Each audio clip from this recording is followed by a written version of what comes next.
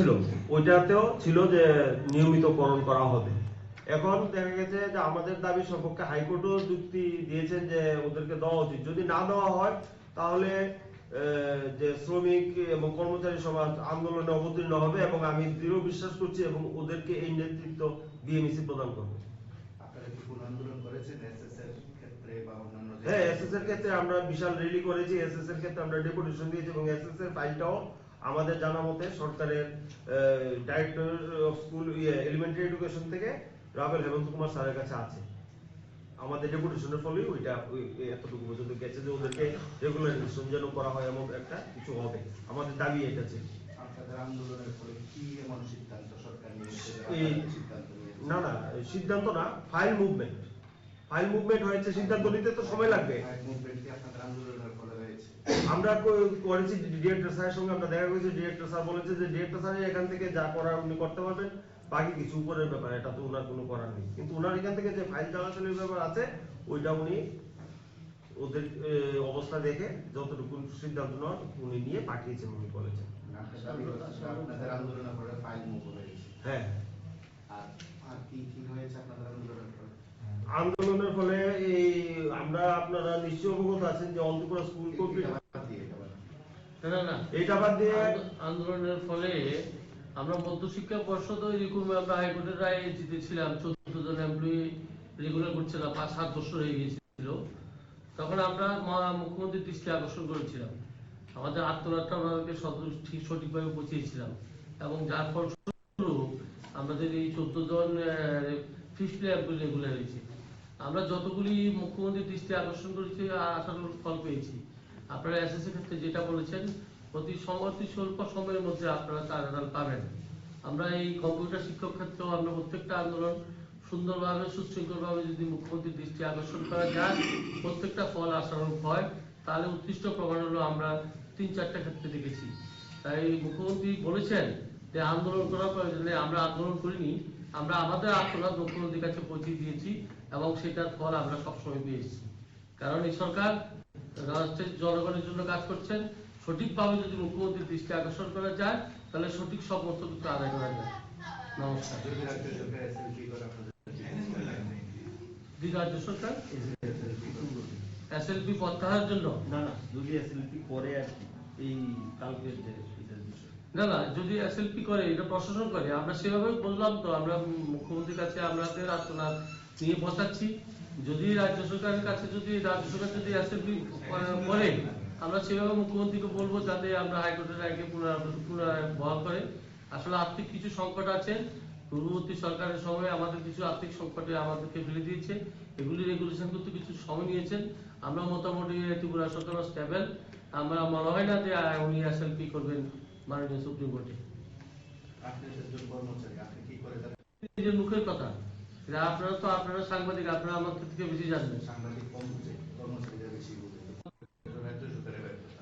না, মাননীয় মুখ্যমন্ত্রী বলেছেন আর্থিক সংকটে ভুগছিলেন, বিভিন্ন উনি আসার পরে আর্থিকভাবে যাতে যে সমস্ত নয় সেগুলিকে একটাই আমাদের বিভিন্ন দপ্তরে গিয়ে দেখুন না, যেখানে 50 জন কর্মচারী থাকার কথা এখানে 100-150 জন ঢুকিয়ে দিয়েছে। এগুলি রেগুলার করতে কিন্তু সময় নিয়েছেন। এখন মোটামুটি স্টেবল আমরা, এখন যেখানে যত কর্মচারী প্রয়োজন ওই কর্মচারীর সংখ্যা সীমিত করা হয়েছে।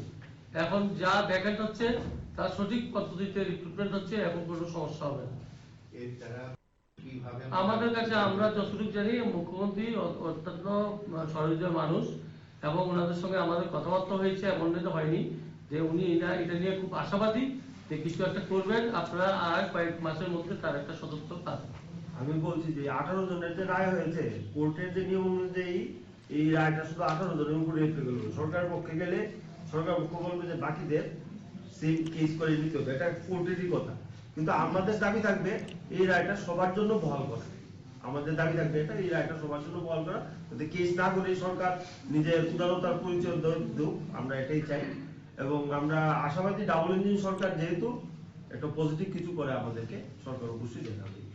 আমরা শ্রমিক কর্মচারীর স্বার্থে প্রতি পদক্ষেপে ওনাদের সাথে আছি, ওনাদের স্বার্থ রক্ষার জন্য, শ্রমিক কর্মচারীদের স্বার্থ রক্ষার জন্য যা যা করণীয় বিএমএস তা করবে। মেইন যে উদ্দেশ্যটা হচ্ছে আমাদের অ্যাকচুয়ালি আপনারা সবাই জানেন, অবগত আছেন, আইসিটি কম্পিউটার শিক্ষা সম্পর্কে এই রাজ্যে চলছে। এখন 1079টা স্কুলে বর্তমানে আছে এবং 4টা ধাপে আছে। 4টা ধাপের ভিতর 365-তে প্রথম ধাপ, সেটা 31 ডিসেম্বর প্রজেক্ট শেষ হওয়ার কথা ছিল। তো এই 31 ডিসেম্বর শেষ না করে আমাদের রাজ্য সরকার সেটাকে আরো 3 মাস বাড়িয়ে দিয়েছে, মানে 31 মার্চ অবধি। এবং এই 3 মাসের মধ্যে আমাদের যে দাবিগুলো উত্থাপন করেছিলাম রাজ্য সরকারের কাছে, এই দাবিগুলার নিয়ে চিন্তা ভাবনার জন্য আরো 3 মাস সময় নিয়েছেন এবং 3 মাস কন্টিনিউ করার সিদ্ধান্ত নিয়েছেন, যার জন্য আমরা সংগঠনের পক্ষ থেকে আমরা আন্তরিকভাবে আমাদের রাজ্যের মুখ্যমন্ত্রী তথা শিক্ষা দপ্তরের যিনি মন্ত্রী আছেন, আপনারা জানেন, মহামান্য শ্রী মানিক শাহ মহোদয়, ওনাকে আমরা ধন্যবাদ জ্ঞাপন করছি। তৎসঙ্গে আমরা যে ঠেকা মজদুর সংঘের অধীনে আছি, এই ঠেকা মজদুর সংঘের সমস্ত পদাধিকারীদেরও আমরা ধন্যবাদ জ্ঞাপন করছি। ওনাদের সুপরামর্শে আমরা এগিয়ে আজকে এই জায়গাতে আমরা এসেছি। তো আগামী দিনে আমরা চাই যে আমাদের যে দুটি দাবি যাতে সঠিকভাবে পরিবর্তিত এই রাজ্যে কম্পিউটার শিক্ষার উন্নয়নে যাতে বাস্তবায়িত হয়, সেটা আমরা আশা করছি। এবং আমার পরবর্তী যিনি আমাদের রাজ্যের ত্রিপুরা স্কুল কম্পিউটার শিক্ষক সংঘের সভাপতি ভবেশ চক্রবর্তী মহাশয়, উনি কিছু আপনাদের সম্পর্কে শেয়ার করছি। যে কিছুদিন পূর্বে, 2-4 দিন পূর্বে আমাদের রাজ্য সরকার সিদ্ধান্ত নিয়েছেন যে কম্পিউটার শিক্ষা আইসিটির জন্য মধ্যে আরেকটা নতুন প্রজেক্ট 341 শুরু করতে যাচ্ছেন। 341টা সম্পূর্ণ নতুন প্রজেক্ট হবে, এপ্রিল থেকে শুরু হবে। তার জন্য আমরা রাজ্য সরকারকে ধন্যবাদ জানাচ্ছি। তো এই যদি 341 হয় তাহলে মোটামুটি 1500-এর মতন স্কুল এই কম্পিউটার আইসিটি কম্পিউটার শিক্ষার আওতাধীন আসবে।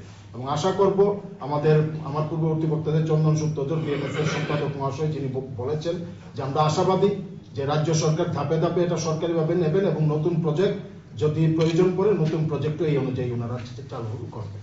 ধন্যবাদ। প্রথমতই আমি বলতে চাই যে আমরা বিগত যে শেষ সাংবাদিক সম্মেলনে আমি ভারতীয় মজদুর সংঘের পক্ষ থেকে একটা দাবি উত্থাপন করেছিলাম যে প্রতিযোগিতামূলক পরীক্ষার মাধ্যমে যারা চাকরি পাচ্ছেন, টেট এবং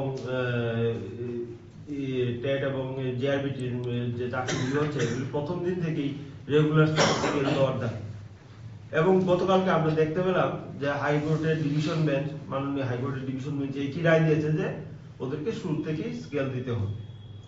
তো আমরা মাননীয় মুখ্যমন্ত্রীর কাছে এই বিষয়ে একটা দাবি রাখছি যে আমাদের রাষ্ট্রবাদী সংগঠনের যে দাবি, এটার প্রতি আপনি সহমর্মিতা প্রকাশ করবেন এবং আমরা এও আশা প্রকাশ করব যে এইটাকে অতি শীঘ্র আপনি কার্যকারী করবেন। আর দ্বিতীয়ত আমাদের আরেকটা ছিল যে বিগত কিছুদিন পূর্বে প্রমোশনে যে রিজার্ভেশনের যে বিষয়ে একটা নোটিফিকেশন জারি হয়েছে যে প্রমোশনগুলি রেগুলারাইজেশন করা হয়েছে, এই বিষয়ে কিছু স্পষ্টতার অভাব আছে। ওই সময় এখন পর্যন্ত অনেকে যারা প্রমোশন পেয়েছিলেন তারা যখন রিটায়ারমেন্টে গেছেন তখন তারা আগের স্কেলে রিটায়ারমেন্টে গেছে। তো ওদের সম্পর্কে কি হবে সরকারের কোনো অর্ডারে এটা স্পষ্টত উল্লেখ নেই। আমরা সরকারের কাছে দাবি করব যেন ওদেরকেও প্রমোশনের স্কেলে রিটায়ারমেন্টের বেনিফিটগুলি কাউন্ট করা হয়। এবং আমরা জানতে পেরেছি যে এই মাসের 21 তারিখ সুপ্রিম কোর্টে প্রমোশনের রিজার্ভেশনের কেসটা উঠছে এবং 1-2টা হিয়ারিং লাগবে এটা শেষ হতে। আমরা সরকারের কাছে দাবি রাখবো যে মাননীয় সুপ্রিম কোর্ট যে রায় দেউক না কেন সেই রায়টাকে মধ্যে যথাযথভাবে যথাশীঘ্র কার্যকর করার উদ্যোগ যেন আমাদের মাননীয় মুখ্যমন্ত্রী গ্রহণ করে। আর আজকে যে সাংবাদিক সম্মেলনের মূল উদ্দেশ্য ছিল যে আমাদের স্কুল কম্পিউটার শিক্ষক সংঘের যে 3 মাস এক্সটেন্ড হয়েছে, এটা আমাদের দীর্ঘ প্রচেষ্টা এবং সরকারের সহমর্মিতার ফল যে ওরা আরো 3 মাস এক্সটেনশন পেয়েছে। আমরা এই 3 মাসের মধ্যে আশা করব রাজ্য সরকার জন্য এই প্রথম ফেজটাকে সরকারের অধীনে, শিক্ষা দপ্তরের অধীনে ডাইরেক্ট নিয়ে নেয়। 5 বছর লাগে প্রতিটা স্কিমের যে টিচারদেরকে সরকারের অধীনে নেওয়ার জন্য। ওদের 5 বছর কমপ্লিট হয়েছে এবং পরবর্তী সময়ে বাকি যে ফেজগুলিতে আরো শিক্ষক নিযুক্ত হয়েছেন তাদের 5 বছর কমপ্লিট হওয়ার পরও যেন এই ধাপটা অনুসরণ করা হয়, তার জন্য আমি রাজ্য সরকারের কাছে আবেদন রাখবো। এইগুলো আমি আমার সংক্ষিপ্ত আলোচনা আছি অনেকদিন ধরে।